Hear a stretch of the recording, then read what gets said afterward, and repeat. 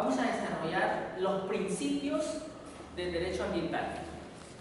Recuerden que una de las finalidades del derecho ambiental es evitar, mitigar, prevenir, compensar o indemnizar impactos negativos al ambiente o a la población local por parte de un proyecto productivo. Y es en función de esa idea en que se construyen los principios. Si quisiéramos identificar 3 principios claves en el derecho ambiental, deberíamos hablar del principio de prevención, del principio de internalización de costos o del principio de responsabilidad ambiental. Pero vamos en orden. Nuestra Ley General del Ambiente ha regulado cada uno de estos principios, los cuales nos pueden encontrar también en la Declaración de Río del 92, donde se regula la responsabilidad civil por daño ambiental, se regula el principio de intervención de costos, se regula el principio precautorio, se regula el principio de prevención, se regula la obligación de tener un estudio de impacto ambiental antes de iniciar una actividad productiva. Pero la clase de hoy va a tratar fundamentalmente de la Ley General del Ambiente y cómo ha regulado los principios del derecho ambiental. Empecemos por el primero. El primero se refiere al derecho a un ambiente sano y equilibrado. Y vemos en la concepción de este principio fundamentalmente 3 partes. Primero, la garantía del Estado peruano de tener resguardos a fin de evitar impactos negativos en el ambiente y la salud de las poblaciones locales, pero además de conservar los ecosistemas y otras formas de vida.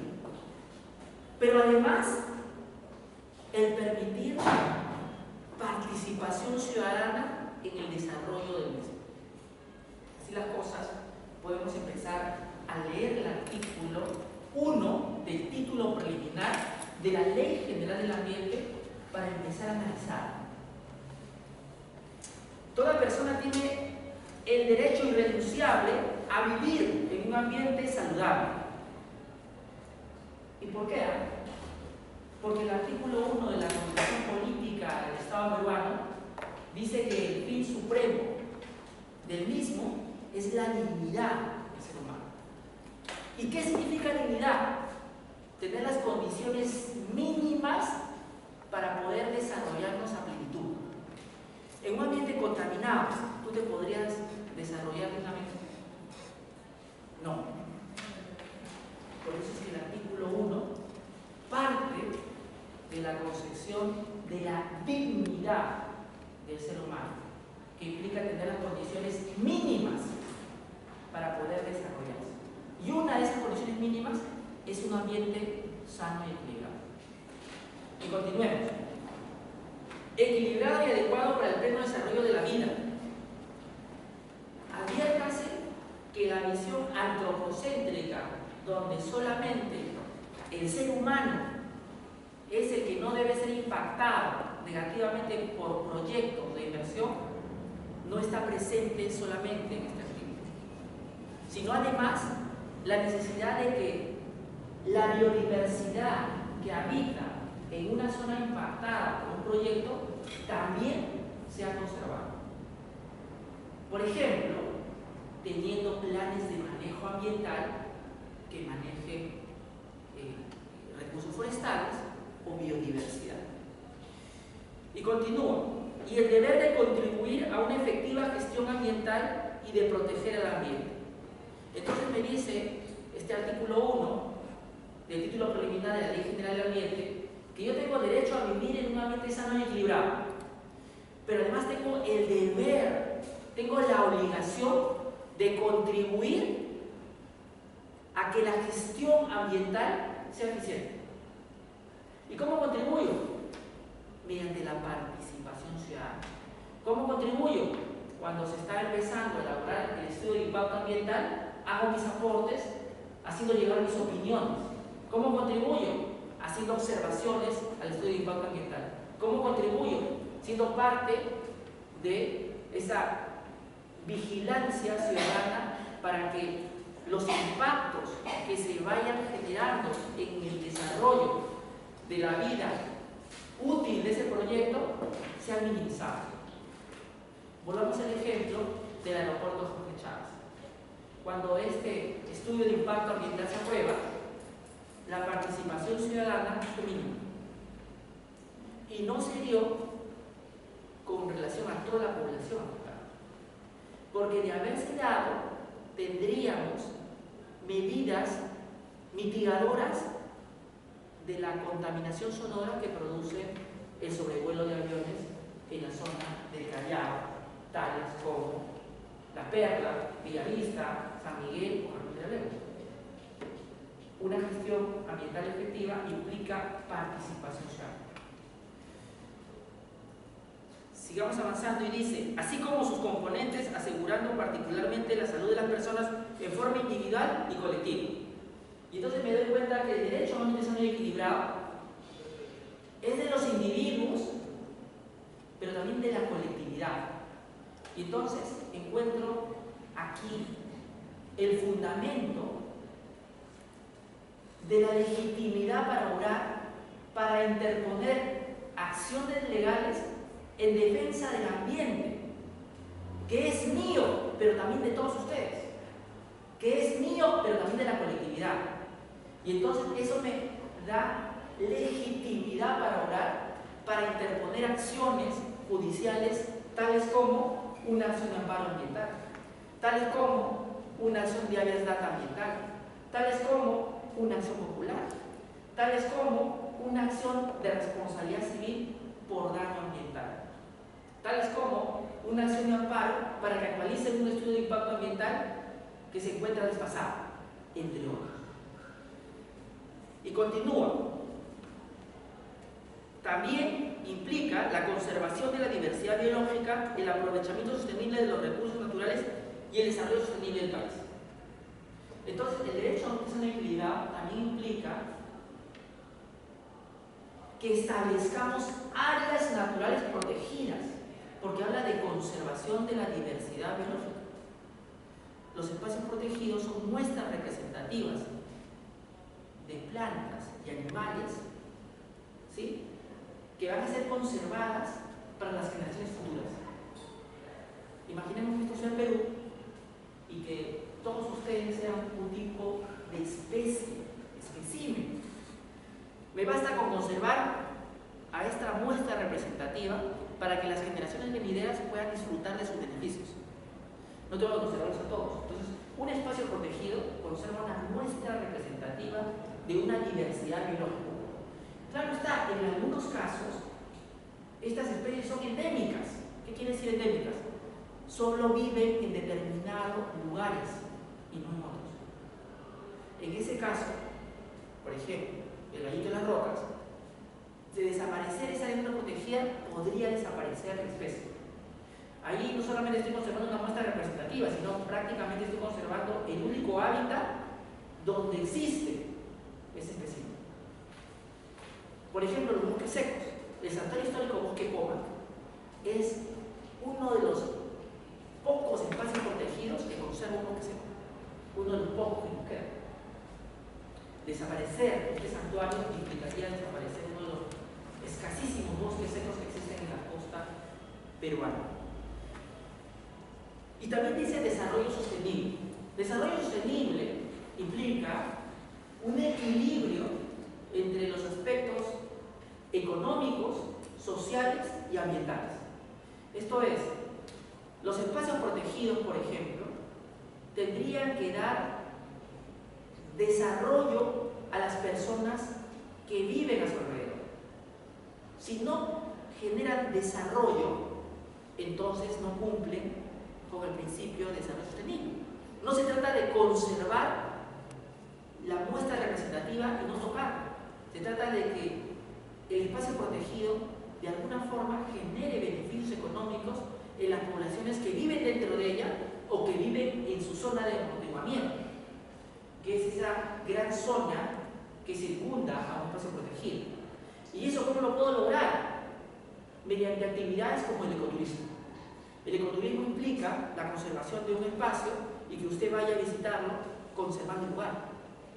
Mediante un aprovechamiento de recursos agrícolas de manera sostenible a través de producción orgánica. ¿Cómo es eso? Utilizando, por ejemplo, abono natural y no utilizando fertilizantes químicos.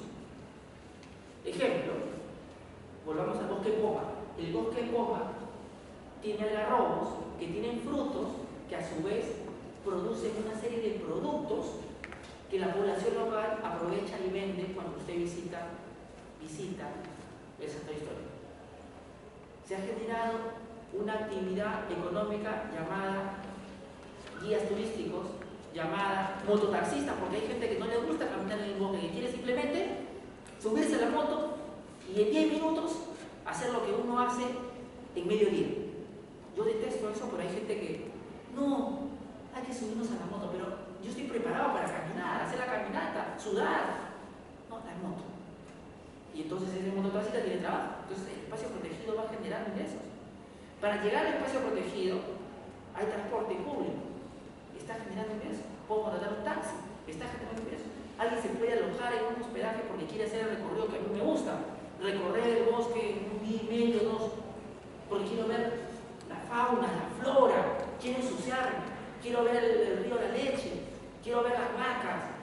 Y entonces me va a tomar un tiempo, entonces voy a tener que hospedarme en un lugar más cercano que es Ferreñafe. Y si me hospedo en Ferreñafe, voy a tener que comer su comida. Y entonces se empieza a generar un desarrollo local a partir del espacio protegido que estoy conservando. Para eso tengo que generar un circuito turístico. O sea, tengo que poner en valor el espacio protegido. Esto implica que tenga que señalizar los caminos, que tenga que hacer folletos diciéndoles cuáles son los lugares más atractivos del lugar, que tengo que capacitar a los guías turísticos, que tengo que hacer un museo de sitio, que tengo que capacitar a mis mototaxistas, que tengo que capacitar a los transportistas para que le digan aquí queda el espacio protegido, que tengo que traer seguridad a la zona porque si después de salir del bosque nadie me quiere recoger, es peligroso. No, entonces tengo que generar las condiciones mínimas para que se desarrolle algo que inicialmente es un recurso turístico y se convierta en un producto turístico, que ya es algo que pueda yo visitar. Es lo que ha ocurrido con la Reserva Nacional de Paracas. La Reserva Nacional de Paracas un día fue un recurso, porque no había transporte, porque no había alojamiento suficiente. Hoy día tenemos un hotel 5 estrellas, ¿sí?, de primer nivel, que cuesta bastante dinero hospedarse.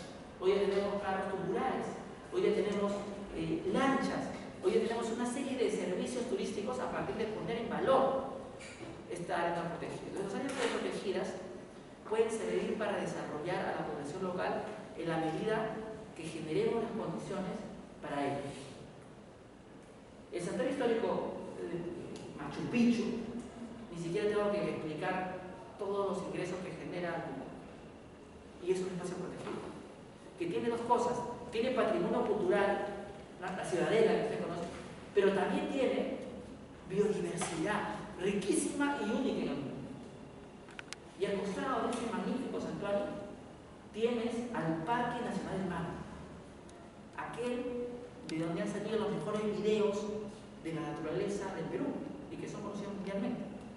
Y en ese lugar maravilloso existen lugares que se llaman albergues turísticos, donde usted puede hospedarse. Y desde ese albergue ver cómo aparean los gallitos de las rocas. Desde ese albergue ver la luna caer en un bosque como el que tiene el Parque Nacional del Mar. Entonces, empiezo a generar a partir de ese espacio protegido desarrollo. No solamente es conservación de diversidad biológica, también es desarrollo a la población local.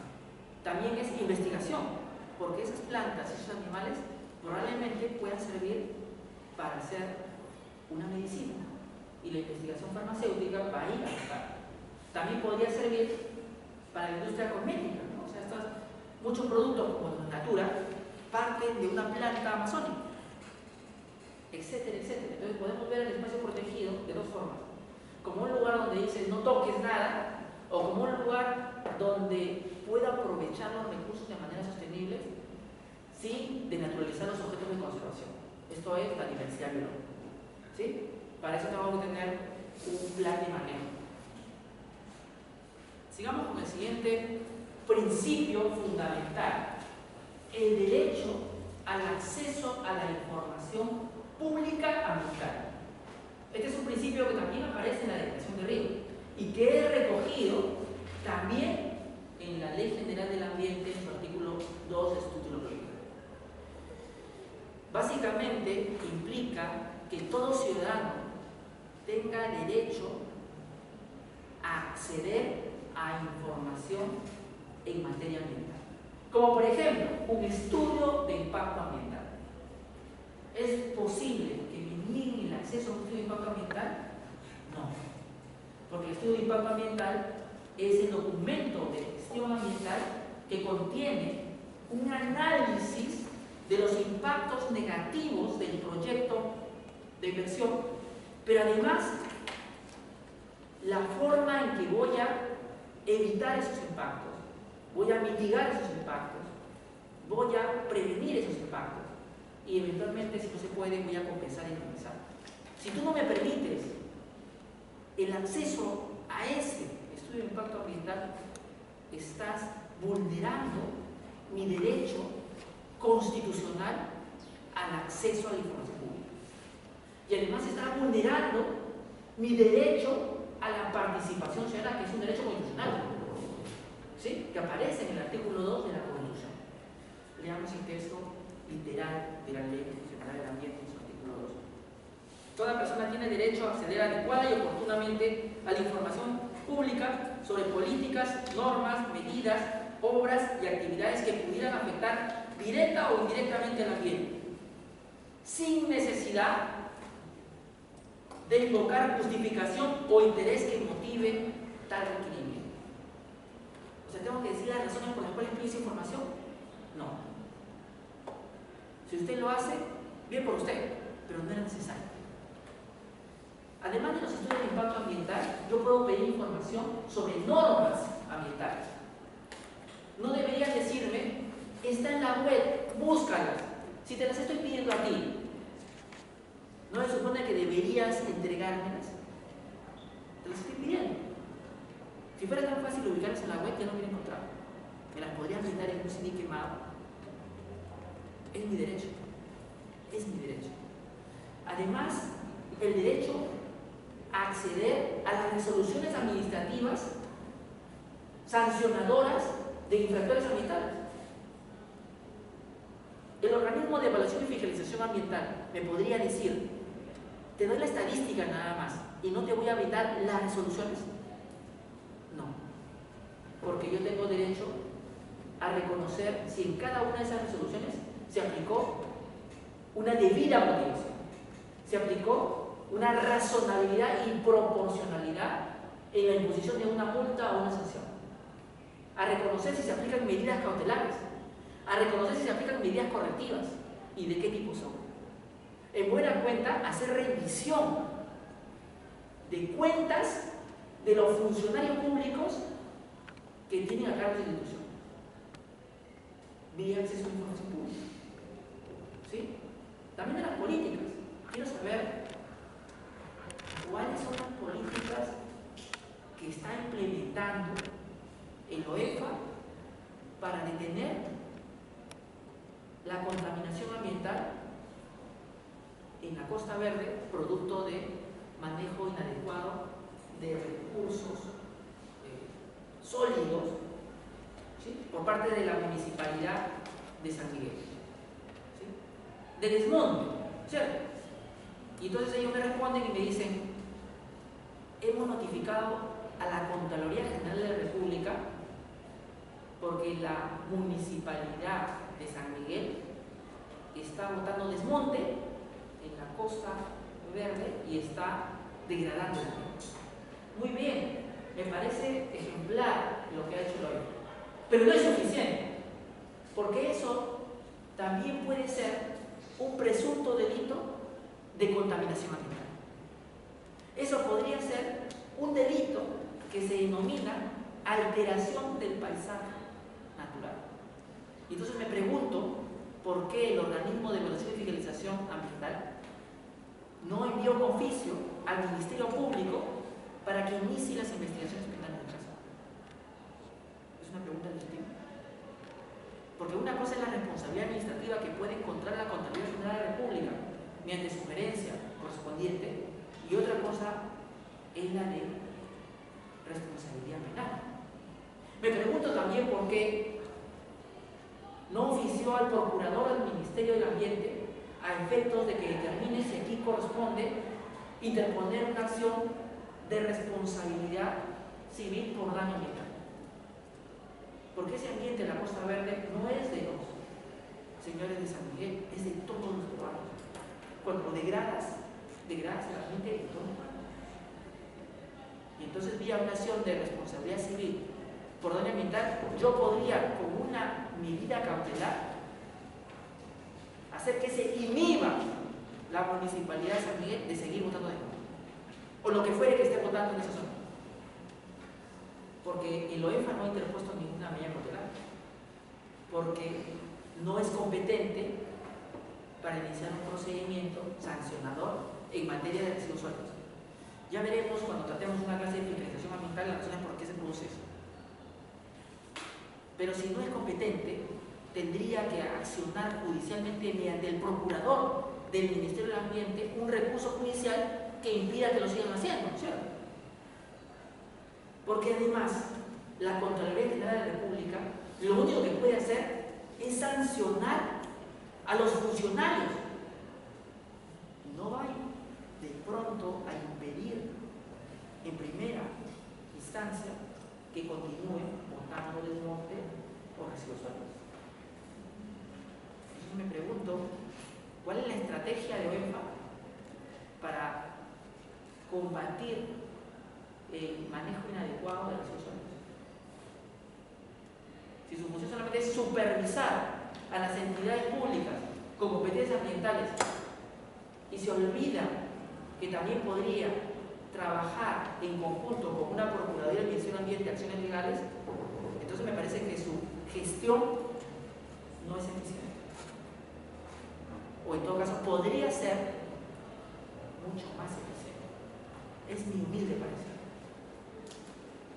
Unas preguntas que hice directamente tanto al presidente de la OEFA como a sus directores de línea es: ¿por qué su número de medidas cautelares de la OEFA a la fecha es 0?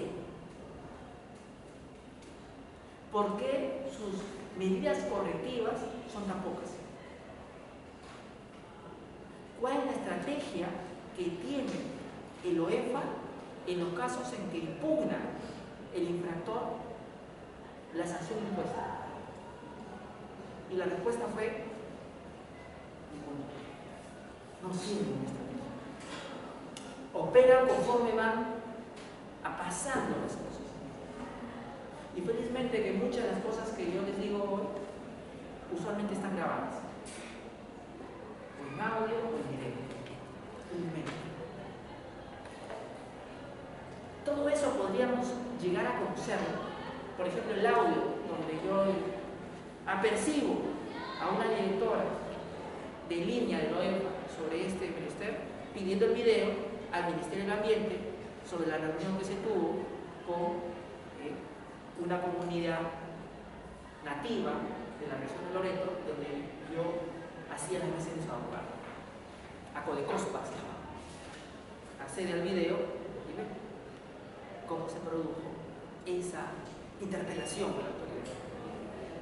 Podemos hacer investigación también. El acceso a la información pública permite que muchos de ustedes puedan hacer una tesis donde aporten conocimiento nuevo. Si van a repetir lo que Pierre Foy dice, lo que Ana Luz dice, o lo que quizás su profesor dice, no están haciendo investigación. La investigación parte de generar un nuevo conocimiento. Y ese nuevo conocimiento podría obtenerlo a partir del acceso a la información pública, ¿no? Ambiental. Yo creo que sí. Entonces, aquellos que empiezan a hacer tesis, oblíguense a solicitar información pública y analizarla. El siguiente artículo del título preliminar de la Ley General del Ambiente trata sobre el derecho a la participación ciudadana. Y aquí quisiera hacerles notar algo. Si yo no puedo ejercer mi derecho al acceso a la información pública y obtener la documentación que va a ser objeto de análisis, no voy a poder hacer participación ciudadana porque no voy a poder ejercer ese derecho de una manera idónea. Por ejemplo, me llaman a un taller informativo para aprobar un estudio de impacto ambiental, pero no me han permitido acceso al estudio de impacto ambiental completo, solo al resumen ejecutivo. ¿Podré ejercer adecuadamente mi derecho de participación ciudadana? No, porque conozco una parte de los impactos, pero no conozco el detalle. Entonces, ¿cómo quieres que aporte si solamente me han dado el resumen? Si el resumen fuera igual que el estudio de impacto ambiental completo, entonces no habría ninguna diferencia. Entonces presentaría el resumen y eso lo aprobaría. Debe haber alguna diferencia sustantiva para que la autoridad te pida un estudio completo y te pida un resumen para efectos de difusión. Pero si tú quieres conocer el estudio de impacto ambiental completo y aportarlo, deberías tener acceso. A eso me refiero con lo intrínsecamente unidos que está el derecho al acceso a la información pública con el derecho a la participación ciudadana. Uno no funciona sin el otro. Eso se ve claramente en las audiencias públicas o en los talleres informativos. O además, para solamente terminar la idea, cuando vamos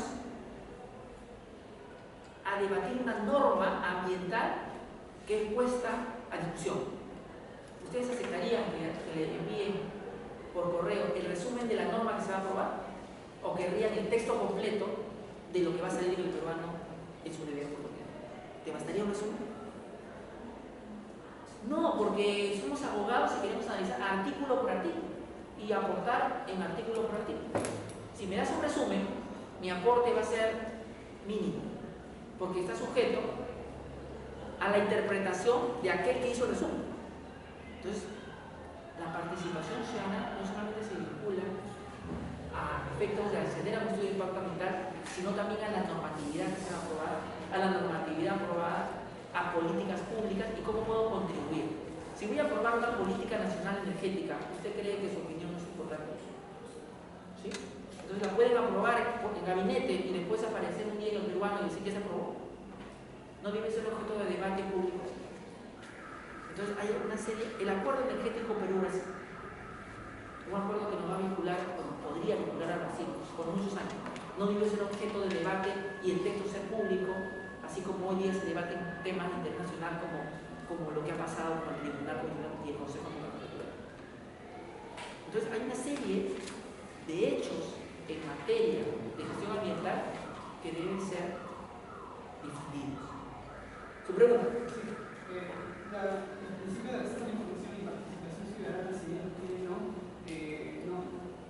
por así decirlo, una interrelación, el principio de participación ciudadana para que esté, por así decirlo, realizado, no tendría que haber obligaciones por parte del Estado de facilitar más información distinta al principio de acceso a la información, que cuando los ciudadanos solicitan información, ¿no? Digamos que no se encuentra públicamente. Entonces, para que la participación ciudadana se dé totalmente, debe haber un acto, una obligación de hacer por parte del Estado de dar la información al ciudadano, ¿no? Constantemente. Y si no lo hace, creo que estaría incumpliendo ese principio, ¿no? Esa pregunta de su compañero es válida y fundamental porque cuando yo realizo un proyecto de inversión y me obligan a hacer un estudio de impacto ambiental, bajo procedimiento de no poder iniciar la actividad, la pregunta que uno se hace es la siguiente: ¿de quién es la obligación de permitir el acceso al estudio de impacto ambiental y de quién es la obligación de garantizar que haya una real y efectiva participación ciudadana? Y la respuesta es del Estado y de la empresa. Porque el garante de que la empresa efectúe un plan de participación ciudadana idóneo es de la autoridad que está aprobando el estudio de impacto ambiental. Por ejemplo, si es un caso de Energía, el Ministerio de Energía. Si es un caso del Ministerio de Producción, será este ente que supervisa. Por eso es que el estudio de impacto ambiental lo tiene la empresa y lo pone a disposición de usted, pero también lo tiene el Ministerio y lo puede poner a disposición de usted. Esta participación ciudadana se realiza a todos los niveles: nivel municipal, nivel regional y nivel nacional, y a nivel también de la propia empresa. Entonces, cuando la empresa no me quiere dar su estudio de impacto ambiental, yo puedo acudir al ministerio que está evaluando el estudio de impacto ambiental y me lo va a brindar. Tienes razón, el Estado debe garantizar tanto el derecho al acceso a la información pública como el derecho a la participación ciudadana. Es su obligación. En medidas, en políticas, en proyectos que impacten al ambiente y a la salud de la colectividad que vive alrededor de un proyecto de inversión, o donde se va a aplicar una medida de un sector productivo. El artículo 4 del título preliminar de la Ley General del Ambiente me habla sobre la justicia ambiental. ¿Sí? Dice: toda persona tiene derecho a una acción rápida, sencilla y efectiva ante las entidades administrativas y jurisdiccionales. ¿Qué significa eso? No es poesía jurídica, es un principio. Es el principio de la legitimidad para obrar por intereses difusos y colectivos, que implica que cualquiera de nosotros puede interponer una acción judicial o una acción administrativa en defensa del ambiente. Yo podría interponer una acción de amparo aquí en Lima por un derrame que se ha producido en Loreto, porque el ambiente de Loreto es de todos los peruanos. ¿Yo soy afectado cuando hay un derrame allá? Claro que sí, porque el Amazonas es de todos los peruanos. Entonces su compañera Lota dice: no, porque usted no se ha contaminado, no bebe el agua, no come el pez, no se alimenta de las chamacas que bebe en ese río. Sí, pero ese ambiente no es solamente de los loretanos, ni de los pueblos indígenas, es tuyo y mío, ¿no? Y como es tuyo y mío, porque es patrimonio nacional, y el patrimonio nacional es de todos los peruanos, yo tengo legitimidad para obrar y genera ello una consecuencia procesal fundamental. Aquí en Lima podría instaurar un proceso de amparo por un caso que ha ocurrido en Loreto. El Código Procesal Constitucional, los invito a leerlo en su debida oportunidad, establece que tengo legitimidad para obrar como perjudicado. Yo me siento perjudicado, pues. ¿No ves que el Amazonas es parte del patrimonio nacional? ¿O es que yo tengo que beber el agua para ser perjudicado? Me siento perjudicado, ¿no? Claro, cuando hicieron el código, ellos entendieron que los perjudicados, los afectados, los amenazados, era una persona que estaba al costado del daño. Pero como estamos hablando de intereses difusos y colectivos, cualquiera de ustedes puede sentirse tocado por el proyecto CONCA e interponer una acción de amparo para efectos de garantizar el derecho a un desarrollo equilibrado de un proyecto que, si usted puede demostrar, impacta negativamente al ambiente. Estamos hablando de un hipotético caso nada más. ¿Sí? Entonces, lo que quiero que partan de este artículo es que todos aquí tenemos legitimidad para obrar, para defender el ambiente. ¿Sí? Todos.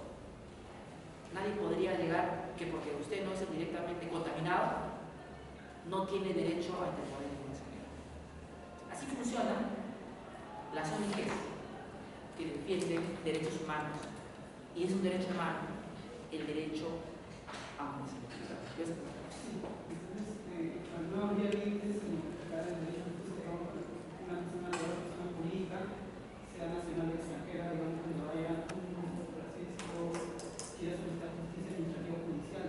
¿O habría algún límite? No habría ningún límite, porque acá dice toda persona, y donde la ley no distingue, ¿usted por qué va a distinguir?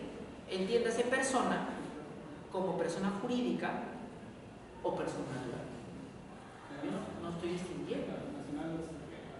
Siempre que tenga personería jurídica aquí, esa persona jurídica extranjera tendría que tener una persona jurídica filial, ¿cierto? Para que pueda accionar, ¿sí?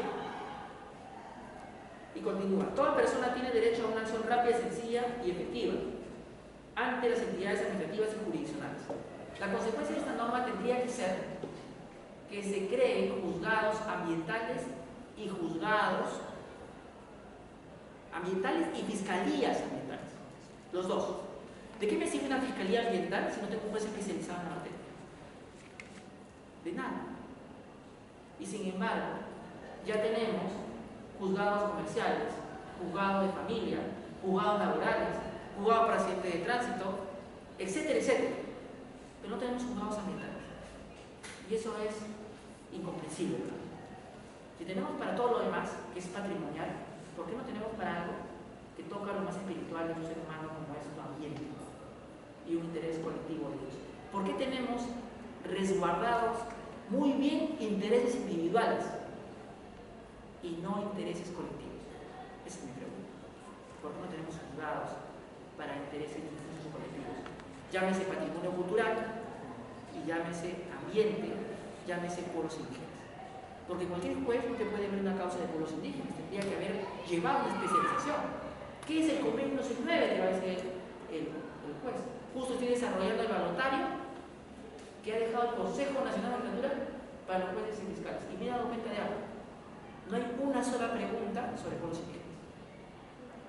Todas las preguntas son en materia administrativa y el informe técnico consultatorio de la autoridad competente, o sea, de la Autoridad Nacional del Agua, de los UNFOR y por ahí la Autoridad Forestal.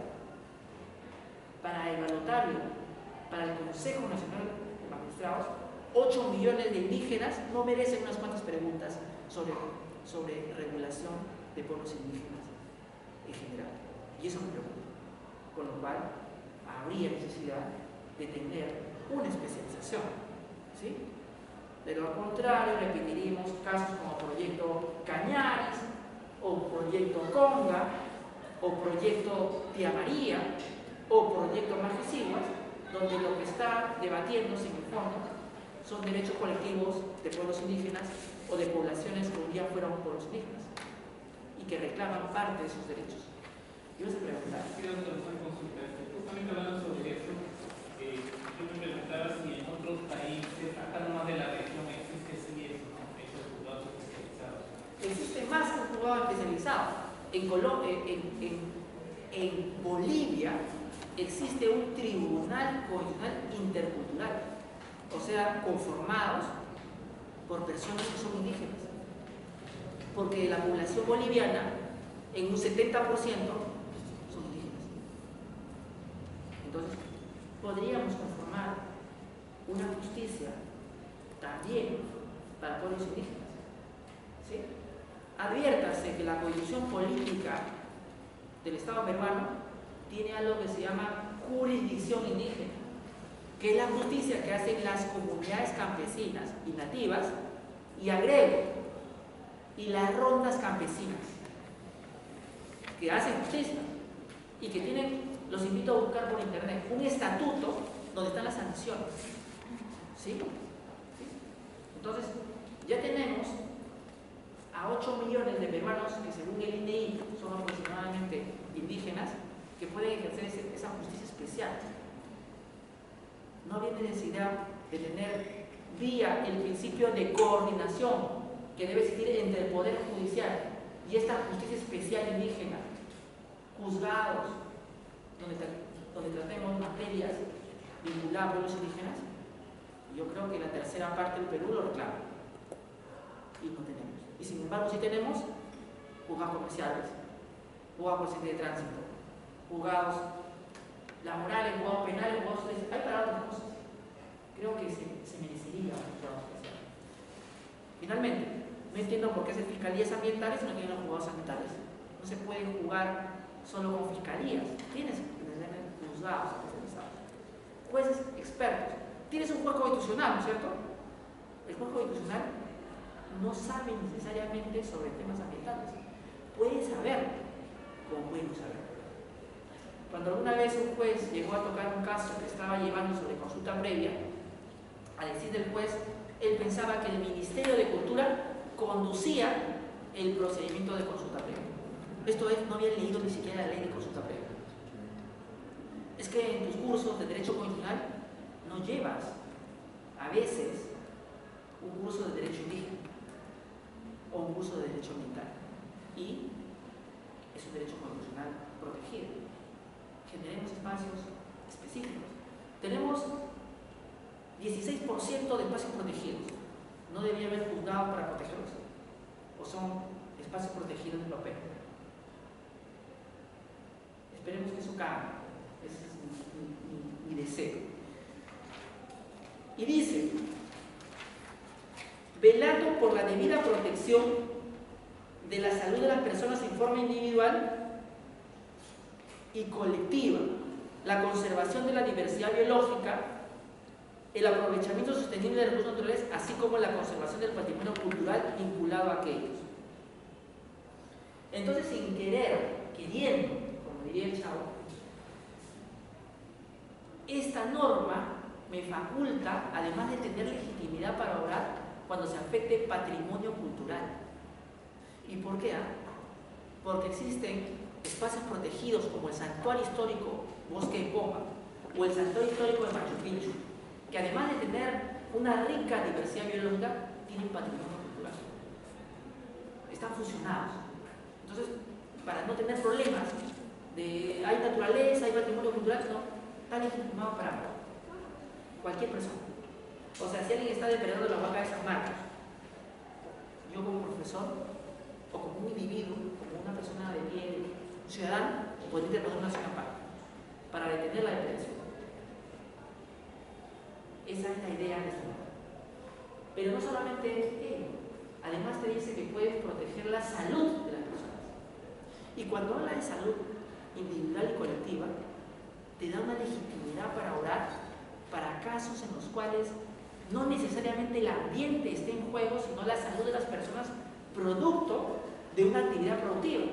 Puedo tener un ambiente tan degradado que ya no hay forma de proteger algo. Ejemplo, la orolla.